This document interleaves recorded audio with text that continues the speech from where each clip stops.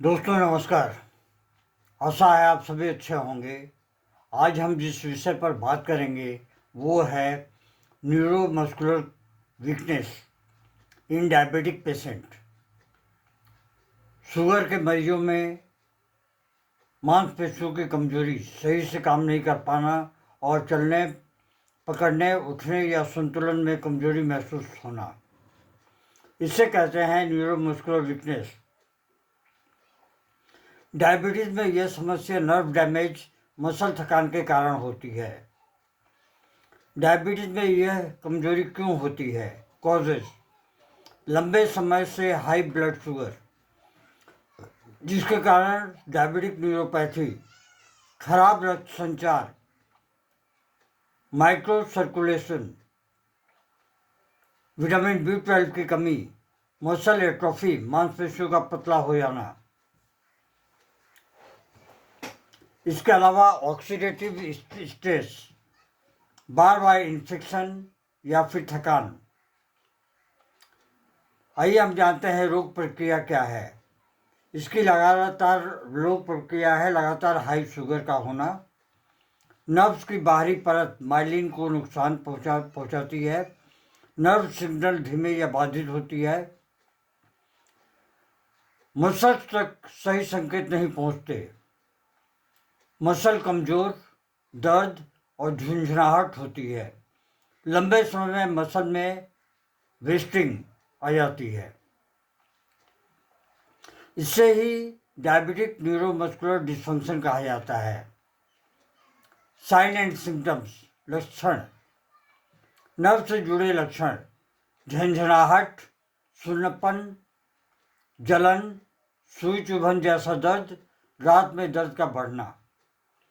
Muscle से जुड़े लक्षण: पैरों में कमजोरी, जल्दी थक जाना, चलने में अस्थिरता, सीढ़ियाँ चढ़ने में कठिनाई, हाथ पैर पतले होना।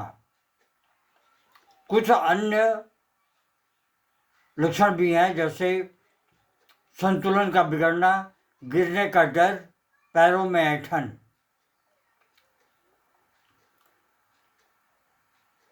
कुछ जांच तुरंत जरूरी होती है, जैसे अचानक बढ़ती कमजोरी, चल न पाना, एक तरफ ज़्यादा कमजोरी, मूत्र मल पर नियंत्रण में समस्या।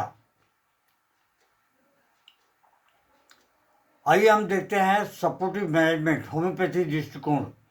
होम्योपैथी का उद्देश्य नर्व फंक्शन को सपोर्ट करना है, ब्लड शुगर बैलेंस में सहायता, मसल स्ट्रेंथ में सहायता प्रदान करना, दर्द और जलन कम करना, आगे की डिटोरिएशन को रोकना।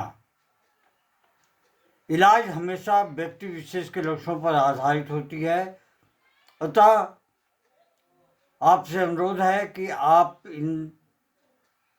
अपनी समस्या को किसी एक्सपर्ट होम्योपैथिक फिजिशियन से संपर्क करके उनको बताएं।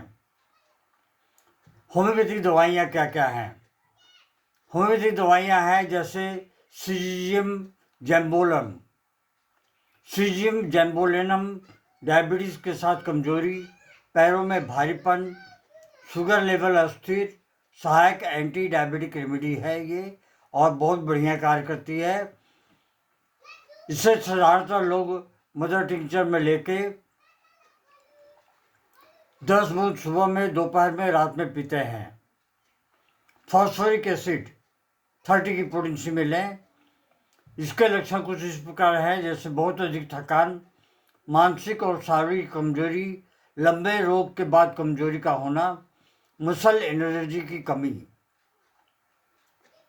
कैलिफॉस को आप बायोकेमिक और या फिर होम्योपैथी में ले सकते हैं। बायोकेमिक में अगर लेंगे तो 6x की पोटेंसी, 4 गोलियां दिन में कम से कम 3 से 4 बार थोड़ी सी गर्म पानी में डालकर लेते रहें।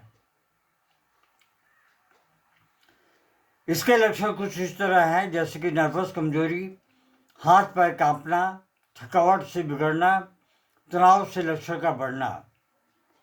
एक बहुत उम्दा किस्म की दवा है, वो है प्लम्बम मेडिलिकम। मसल वेस्टिंग में बहुत अच्छा कार्य करती है।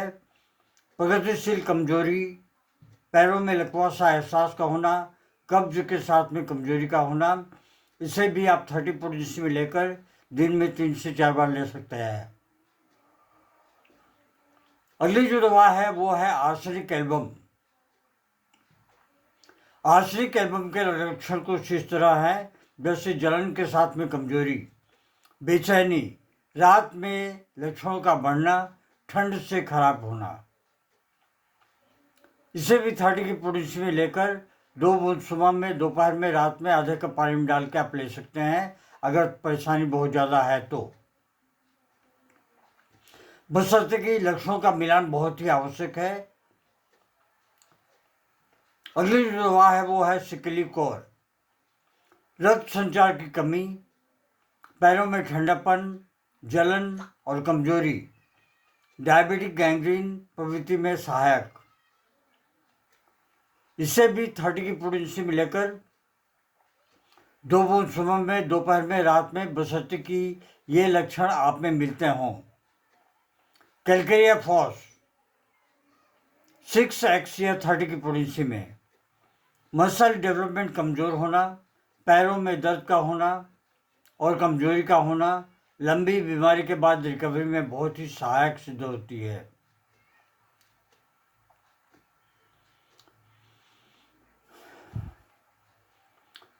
सपोर्टिव केयर बहुत जरूरी है। ब्लड शुगर को नियंत्रण करना, विटामिन B12 की जांच, हल्का फिजियोथेरेपी करवाएं, वॉकिंग करवाएं, पैरों की नियमित जांच करें, आरामदायक जूते पहनें, धूम्रपान और शराब से दूर रहें। दोस्तों, डायबिटीज में न्यूरोमस्कुलर वीकनेस धीरे धीरे बढ़ने वाली लेकिन गंभीर समस्या हो सकती है। समय पर पहचान, सही शुगर कंट्रोल, सपोर्टिव होम्योपैथिक उपचार और लाइफस्टाइल सुधार से स्थिति को बेहतर किया जा सकता है।